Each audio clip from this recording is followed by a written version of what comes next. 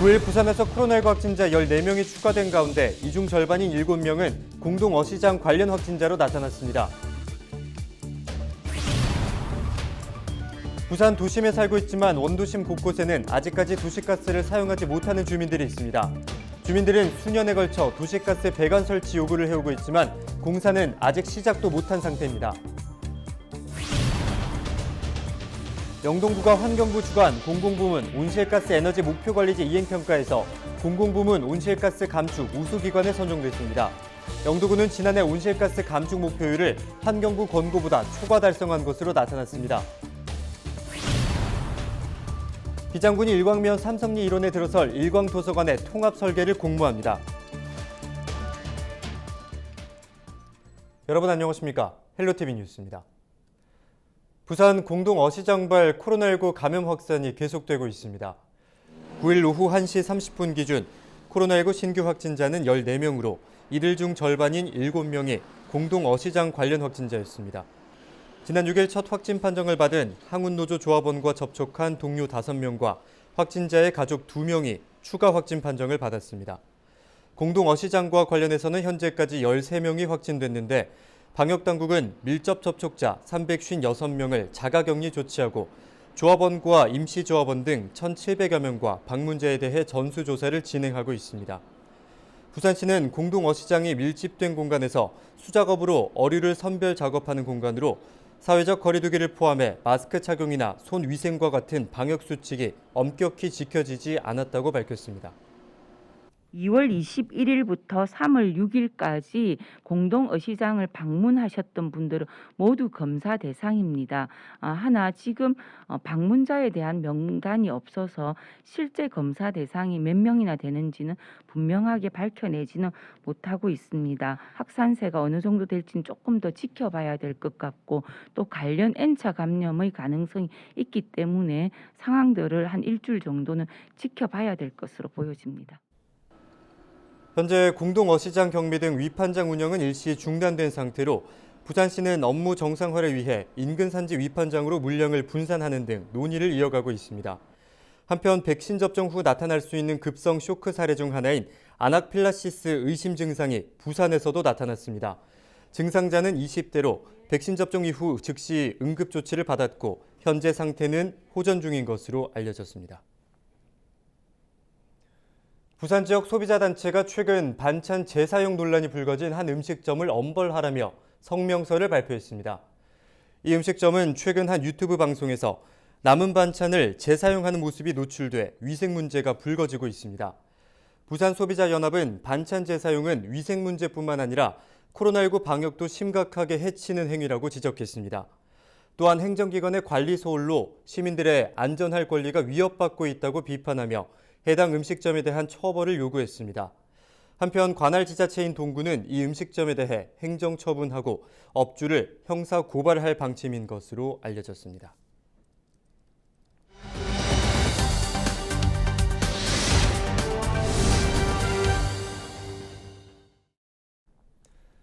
집에서 난방을 하거나 요리를 할 때 버튼 하나만 누르면 간편하게 연료를 사용할 수 있습니다.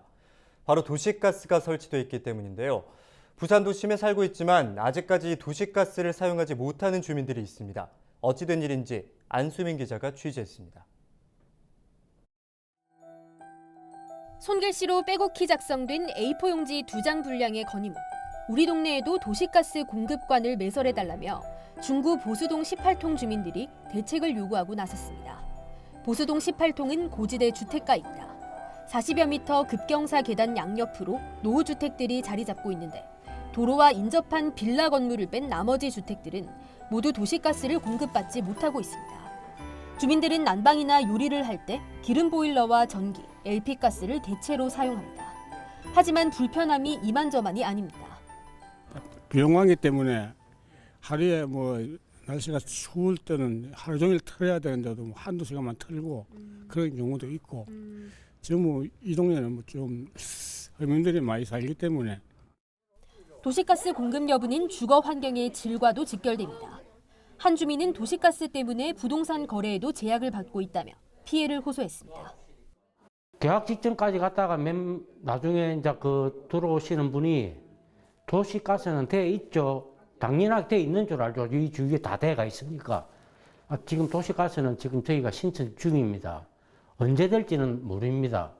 그렇게 말씀을 드리면은 계약이 안 되는 상황이 돼갖고 이 집을 벌써 몇 년째 지금 빈집인 거죠.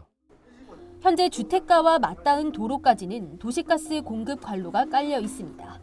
한 시공업체에 따르면 주택가 사이 공공도로인 계단 아래로 추가 관로를 매설하고 사유지인 집까지 연결하는 공사를 하면 도시가스를 공급할 수 있습니다.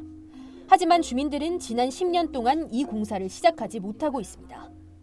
이제 계단 이게 난공사라고 그 핑계를 대더라고.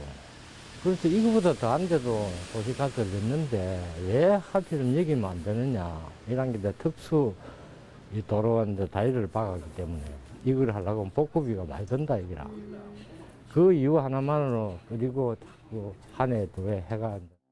부산 도시가스 측은 해당 지역에서 지난해 들어온 공급 검토 의뢰 신청 건수가 한 건밖에 확인되지 않고 공급이 가능한지 현장 확인도 이뤄지지 않았다는 입장을 밝혔습니다. 주민들의 불편이 이어지자 구의회도 주민과 구청, 부산 도시가스 간 대책을 찾을 수 있도록 중재에 나섰습니다. 우리 자꾸 중구가 인구가 빠진다고 말만 하는데 도시가스 안 들어오는데 사람들이 누가 들어오겠습니까? 몇 년 동안 도시가스를 설치해 놓으려 했는데 자꾸 내년 하다 보니까 지금 그런 4, 5년이 지나간 걸로 알고 있습니다. 우리 중구에서는 이 도시가스가 들어올 수 있게 우리 의회에서 공문을 보내서 도시가스의 책임자와 한번 의논도 해보고. 보수동 18통 주민들이 도시가스 공급과 시설 공사에 대한 주민 동의서 수렴을 진행한 결과 일주일 사이 50세대 이상이 동의 의사를 밝혔습니다. 누군가에게는 너무나 당연한 도시가스를 쓰고 싶다는 주민들의 수건은 해결될 수 있을까요? 민원25 안수민입니다. 집안에서 낙상사고 당하는 어르신들이 적지 않습니다. 문턱과 계단 같은 것들이 어르신들의 안전을 위협하기도 하는데요. 그래서 부산진구가 시행하는 맞춤식 어르신 집 개조 사업이 좋은 반응을 얻고 있습니다. 김한식 기자의 보도입니다. 외출을 마치고 돌아온 김미자 할머니. 현관에 설치된 나무 계단을 밟고 멈춤 없이 집 안으로 들어옵니다. 미끄럼 방지 매트가 깔리면서 욕실 이용도 쉬워졌습니다. 김 할머니의 집안 활동이 늘어난 건 지난해 노인 친화형 주거 환경 개선 이후부터입니다. 낡고 불편했던 대문이 교체됐고 현관과 방에는 창문이 설치됐습니다. 무엇보다 좋은 건 실내에서 다칠 위험이 확 줄었다는 겁니다. 아이고 허리 하고 내려오고 올라갈 때도 응 하고 내려올라가고 이런 생활을 했었어요. 굉장히 좋아요. 편해졌고 편해져서 만나 왔다 갔다 해도 괜찮아요. 외부로 연결된 가파른 계단 위로 경사가 완만한 철제 계단이 덧씌워졌고 안전 손잡이까지 설치됐습니다. 외출은 물론 이웃들과의 만남도 늘었습니다. 10년 동안 같이 있으면서도 2번인가 3번인가 못 오고 방에 들어가도 이게 계단이 높으니까 내가 못 오고 그런데 이거 해놓고는 하루 2번이나 3번이나 커피 먹자 하면 그냥 내려오고. 올해 90살의 전장덕 어르신이 사는 집의 모습도 비슷합니다.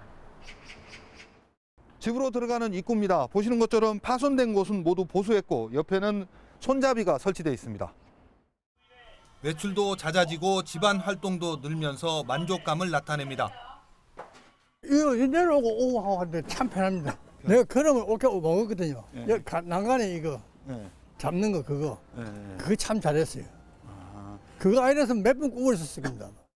한국소비자원 2019년 통계를 보면 65살 이상 어르신의 21%가 연간 한 번 이상 낙상을 경험했고 이 가운데 95%는 가정 내에서 발생하는 것으로 조사됐습니다. 이 안전 손잡이 그리고 문턱을 없앤다든지 그리고 경사진 구역을 없애주고 또 욕조 같은 곳에 미끄럼 방지 패드 같은 걸 깔아서 미끄러지는 것을 막아주는 것이 굉장히 중요한 포인트라고 생각됩니다.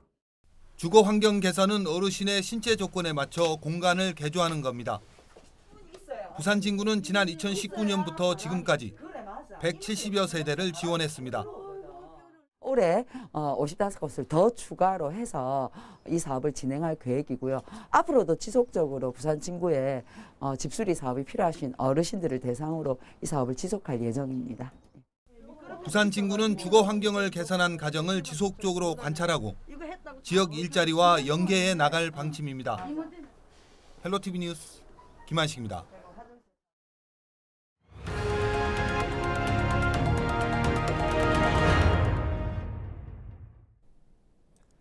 사회적 거리두기 강화 조치로 일시 폐쇄됐던 기장 도예촌 테마숲이 8일부터 개방됐습니다. 이번 조치는 정부의 비수도권 거리두기 1.5단계 완화에 따른 것으로 일시 폐쇄 후 3개월 만에 개방입니다. 기장 도예촌 테마숲은 기장 도예 관광 힐링촌 내 62만 5,145제곱미터 부지에 안데르센 동화를 모티브로 한 숲 건강 체험 공간으로 조성됐습니다. 특히 안데르센 동화 속 공간을 재현한 테마길과 포토존이 있는 동화의 숲, 미우놀이 새끼가 있는 수변공원과 순환 산책로를 갖춘 동화의 호수 등으로 이루어져 언택트 관광지로 각광받아왔습니다. 기장구는 코로나19로 인해 지친 주민들에게 자연과 함께할 수 있는 작은 휴식 공간을 제공해 주민들을 위로하고 싶다고 밝혔습니다. 구는 도예촌 관리 인력을 추가적으로 보충해 환경 정비와 시설물 관리에 적극적으로 대응하고 상반기 내에 테마숲 내 공중 화장실과 CCTV, 가로등을 설치할 계획이라고 설명했습니다. 영도구가 환경부 주관 공공부문 온실가스 에너지 목표관리제 이행평가에서 2020년 공공부문 온실가스 감축 우수기관으로 선정됐습니다.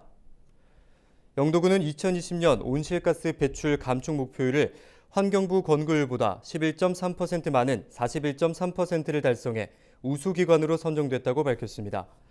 영도구는 부서별로 에너지 절약 이행 실태를 정기적으로 점검하고 2022년 공공건물 신재생에너지 100% 설치를 목표로 추진하는 등 노력한 결과 우수한 성과를 거둘 수 있었다고 분석했습니다. 김철훈 영도구청장은 2050 탄소 중립을 목표로 기후변화 대응 종합계획 수립, 친환경 에너지, 선도 도시 조성, 플라스틱 제로 영도 선포 등의 정책을 추진하고 있다며 구민들의 적극적인 동참을 당부했습니다. 기장군이 일광면 삼성리 일원에 들어설 일광도서관의 통합 설계를 공모합니다. 일광도서관은 사업비 166억 원을 투입해 지상 4층 규모로 만들어지며 오는 2023년 준공을 목표로 하고 있습니다.